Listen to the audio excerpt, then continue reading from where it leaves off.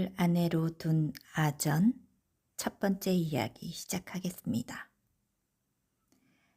신라 시대 말 한반도를 호령하던 지방 호족들은 고려가 세워진 이후 중앙의 강력한 통제를 받게 되었다. 그들 중 일부는 고려가 세워질 때 중앙에 들어가 지배층이 되었으나 그러지 못하고 지방에 남은 이들은 향리가 되어 중앙에서 보낸 관리들을 돕는 향역을 치르게 되었다. 시간이 지날수록 중앙의 통제는 점점 더 강해져 그들에게 부과된 역은 무거워져만 갔고 반대로 그 처우는 나빠져만 갔다.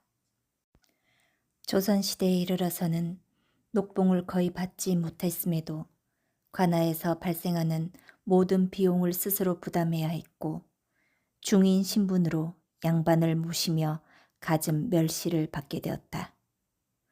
또한 향역은 대물림되었기 때문에 갖은 방법으로 역에서 벗어나려 하였으나 매우 드문 일이었기에 대부분은 끝내 그 굴레에서 벗어나지 못했다.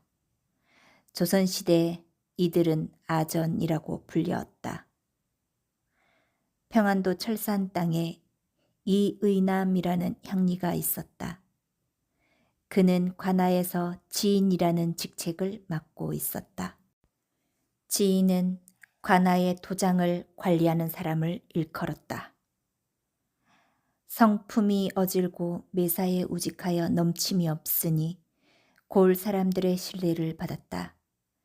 고을의 원님 또한 그를 매우 총애하여 어딜 가나 그를 대동하고 크고 작은 일을 맡게 하였다. 그러던 어느 날 원님이 그에게 말했다. 내 이번에 한양에 갈 일이 있으니 자네도 함께 감세. 여부가 있겠습니까? 은암은 원님을 따라 상경하여 며칠 동안 일을 보게 되었는데 한양에서의 마지막 날에 이르러 문득 울적한 마음이 들었다. 세상은 이렇게 넓은데 나는 평생 변방에서 허드렛 일만 하는구나. 울적한 마음의 은암은 돌아가기 전날 원님에게 부탁하여 반나절의 말미를 얻었다. 그러고는 용산에 올라 한강에 배가 오르내리는 것을 한가로이 구경하였다. 그런데 어디선가 그를 부르는 소리가 들렸다. 젊은이! 의남이 소리나는 곳을 보니 웬 노인이 그를 바라보고 있었다.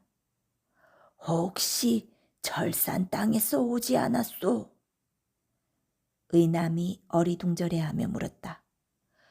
그렇습니다만 젊은이 얼굴이 참으로 좋구려. 그러더니 편지 한 통을 건넸다. 내 집도 그곳이라오. 내 집을 떠난 지 오래인데 미처 집안의 소식을 전하지 못하였소. 고향에 돌아가는 길에 나 대신 이것을 좀 전해줄 수 있겠소? 은암은 그러겠다 이러고는 편지를 받아들었다. 그러자 노인이 말했다. 이 편지를 들고 고을의 동쪽에 있는 큰 못에서 유철이란 사람을 부르시오. 그러고는 이내 허공 속으로 사라져버렸다. 놀란 은암이 그제야 정신을 차려보니 모든 것이 한바탕 꿈이었다. 그런데 몸을 일으키다가 꿈에서 노인이 준 편지가 놓인 것을 보았다. 기이한 일이로구나. 다음 날 의남은 원님을 모시고 철산으로 향했고 얼마 뒤 관아에 도착할 때쯤 노인의 말이 생각나서 원님에게 아뢰었다. 소인이 볼 일이 생겨 고을 근처를 다녀와야 할 듯합니다. 그러자 원님이 언짢은 듯 말했다. 얼마 전 한양에서도 그러더니 어디를 그렇게 다니는 것이냐? 의남이 머뭇거리며 대답하지 못하자 원님이 말을 이었다. 알겠으니 다녀오너라. 얼마 걸리지 않을 것이라 생각한 의남은 집에 들으지도 않고 그 길로 못을 찾아 고을의 동쪽으로 향했다. 조금 길을 나아가니 과연 커다란 못 하나가 나왔다. 의남은 그곳에서 사람이 살 만한 곳을 찾아보았으나 집은커녕 작은 인기척도 느껴지지 않았다. 의남은 노인의 말을 곱씹어 보았다. 이 편지를 들고 마을 동쪽의 큰 연못에서 유철이란 사람을 불러주시오. 사람이 어디 있다고 부르라는 것인가? 일단 편지를 꺼내 들고는 허공에 외쳐보았다. 유철! 유철! 유철! 하지만 사람도 없는 곳에서 아무도 대답할 리 없었다. 허탈해진 의남은 돌아가려 하는데 그때 뒤에서 그를 부르는 소리가 들렸다. 니시여. 의남이 놀라 뒤를 돌아보니 못 한가운데 웬 사람이 있었다. 의남은 두려운 마음에 그대로 선 채 가만히 그를 바라보았다. 그러자 정체 불명의 남자가 그에게 재차 물었다. 누구냐 물었소. 의남은 선뜻 대답하지 못하다가 잠시 후 입을 떼었다. 용산에서 만난 노인장께서 이 편지를 전해주라 하셨습니다. 그러자 남자가 물살을 가르며 다가오더니 편지를 받아들었다. 이내 편지를 다 읽었는지 의남에게 말했다. 여기서 잠시 기다리시오. 그러고는 다시 물속으로 들어가 버렸다. 공연히 귀신들의 일에 휘말려 버렸구나. 기이한 광경에 두려움을 느낀 의남은 그대로 도주할까 고민하였으나 도무지 두 발이 떨어지지 않았다. 그러던 중 남자가 다시 물 위로 떠오르더니 의남을 불렀다. 물속에서 그대를 부르십니다. 나와 같이 들어가십시다. 의남이 아연실색하며 말했다. 내가 어찌 그 깊은 물에 들어간단 말이오? 그러자 남자가 아무렇지 않은 듯 말했다. 그저 눈을 감고 내 등을 잘 잡고만 있으면 돼요. 의남은 고민하다 무언가에 홀린 듯 그의 말에 따랐다. 그러자 의남의 손이 등에 닿기가 무섭게 두 사람의 몸이 물속으로 빨려 들어갔다. 의남은 두려워 눈을 꼭 감고 있었으나 이상하게도 귓가에 물소리와 바람소리만 들려올 뿐 몸에 물 닿는 것이 전혀 느껴지지 않았다. 조심스레 눈을 떠보니 물결이 그들을 비껴나가며 길이 생겨나고 있었다. 잠시 후 바닥에 이르러 남자가 의남을 내려놓았다. 그곳에는 붉은 대문이 있었는데 그 생김이 장엄했다. 남자가 문을 열며 말했다. 이리 들어오시오. 대문으로 들어가 여러 중문을 지나니 높은 돌계단 위 본 적이 없는 갖가지 장식이 달린 화려한 누각이 나왔다. 의남이 감탄하며 그 위에 오르니 웬 젊은 여인이 나와 그를 맞이했다. 한동안 아버지의 소식을 듣지 못하였는데 이렇게 편지를 전해주시니 감사할 따름입니다. 의남이 물었다. 이곳이 어디입니까? 그러자 여인이 미소를 지으며 답했다. 이곳은 수부입니다. 아버지께서 자리를 비우신 사이 제가 다스리고 있지요. 그러고는 음식을 내오며 그를 대접하였는데 모두 무태서는 볼 수 없는 진기한 것들이었다. 또한 그녀는 의남에게 큰 집을 지어주어 머물게 하며 융숭이 대접하였다. 그렇게 며칠 동안 의남이 그녀의 대접을 받으며 이런저런 이야기를 나누니 그간의 의심은 씻은 듯 사라졌다. 또한 여인의 아름다움과 고운 성품에 반하여 그녀를 흠모하게 되었다. 그러던 중 하루는 여인이 다가와 그에게 말했다. 사실 아버지 말씀에 이르길 편지를 가지고 온 분의 덕이 높으니 도착하시는 대로 혼인을 하라 하였습니다. 나리의 뜻은 어떠신지요? 의남은 기다렸다는 듯 흔쾌히 수락하였다. 좋습니다. 나 또한 바라고 있던 바입니다. 그러자 여인이 걱정되는 낯빛으로 물었다. 지금은 사람의 모습을 하고 있지만 저는 용녀입니다. 그래도 괜찮으시겠습니까? 괜찮습니다.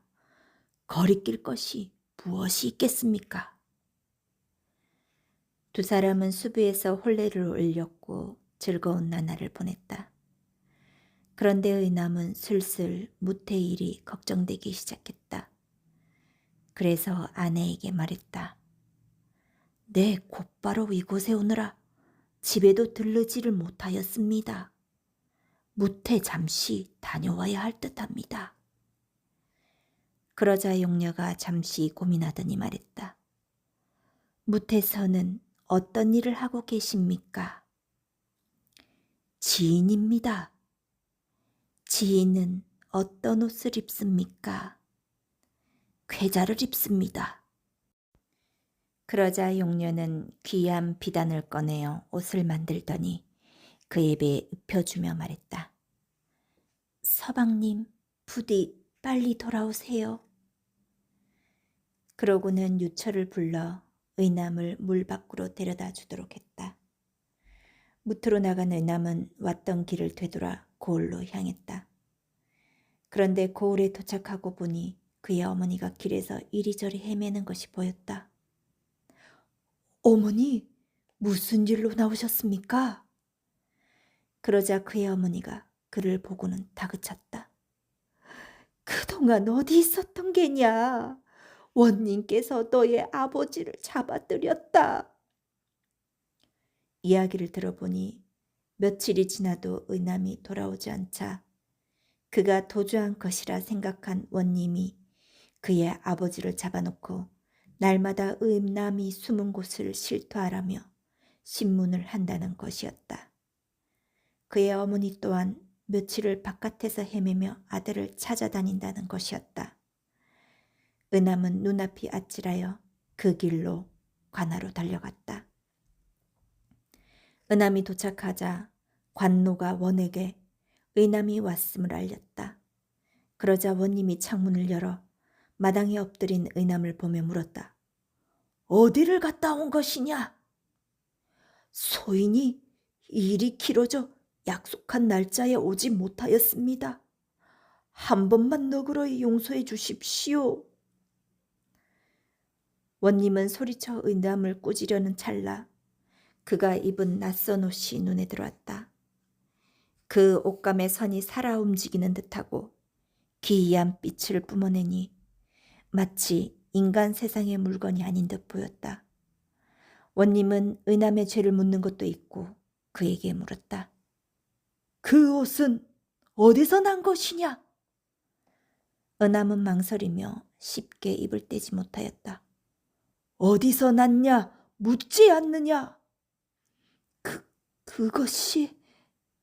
그러자 원님이 다시 낯빛을 바꾸더니 크게 소리쳐 꾸짖었다. 이놈! 멋대로 자리를 비우고 관아의 일을 소홀히 한 것도 모자라 이제는 죄를 덮으려 거짓을 궁리하는 것이냐? 그러고는 좌우를 불러 명했다. 멋들하느냐? 어서 죄인의 아비를 끌고 와라. 잠시 후 포졸들이 포박된 아전의 아버지를 거칠게 끌고 왔다. 내 아비가 죽는 꼴을 보고 나서야 끝내 그 입을 열겠느냐? 더 이상 사실을 감출 수 없다고 생각한 의남은 있었던 일을 모두 아뢰었다. 용산에서 기이한 노인을 만난 일부터 수부에서 혼례를 올린 일까지 하나도 빠짐없이 이르니 원님이 차갑게 웃으며 말했다. 나더러 그 허황된 이야기를 믿으라는 것이냐? 제가 어찌 감히 나리 앞에서 거짓을 고하겠습니까? 맹세코 털끝만큼도 거짓을 고하지 않았습니다. 의남이 억울함을 호소하니 본래 그를 깊이 신뢰하던 원님 또한 그 말이 사실일 수도 있겠다는 생각을 하게 되었다. 원님은 잠시 생각하더니 이내 비릿한 미소를 지으며 말했다. 내 말에 따르면 내 아내는 용녀이니 그 자태가 자목 궁금하구나. 내 아내를 한번 보고 싶구나. 원의 그 말에 의남이 또다시 머뭇거리자 원님의 손짓에 그의 아버지는 매질을 당하기 시작했다. 으으으으. 아버지가 고통에 못 이겨 비명을 지르니 의남이 급히 엎드려 울부짖으며 원님에게 빌었다. 가서 의논해 보겠나이다. 소인의 아비를 살려주십시오. 그러자 원은 매질을 멈추게 하고는 자리에서 일어나 의남에게 다가갔다. 만일 그 말이 거짓이라면 내 아비는 물론이고 너의 집안은 큰 화를 입게 될 것이다. 알겠느냐? 여부가 있겠습니까?